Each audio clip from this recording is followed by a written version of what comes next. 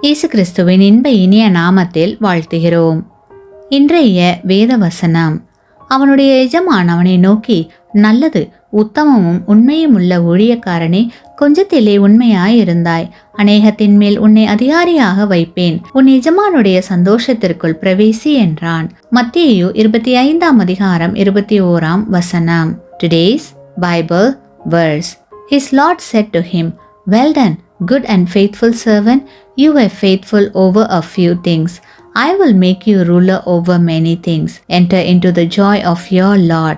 Matthew chapter 25 verse 21. தேவன் உங்களுடைய உண்மையும் உத்தமமான இருதயத்தை கண்ணோக்கி பார்க்கிறார். தம்மை பற்றி உத்தம இருதயத்தோடு இருக்கிறவர்களுக்கு தம்முடைய வல்லமையை விளங்க பண்ணும்படி கர்த்தருடைய கண்கள் பூமியெங்கும் உலாவிக் கொண்டிருக்கிறது என்று வேதத்தில் வாசிக்கலாம். ஆம், கிறிஸ்துவுக்குள் பிரியமான சகோதர சகோதரிகளே, தேவன் உங்களிடத்தில் ஒப்படைத்த ஒவ்வொரு வேலைகளிலும் நீங்கள் பொறுப்பும் உண்மையும் உடையவர்களாக இருக்க வேண்டும் என்றே விரும்புகிறார். தேவனுக்கு பயந்து அவர் உங்களிடத்தில் கொடுத்த வேலையை முழு மனதோடு செய்யுங்கள். அப்படி செய்யும் போது தேவன் ஏற்ற நேரத்தில் உங்களை ஆசீர்வதிப்பார்.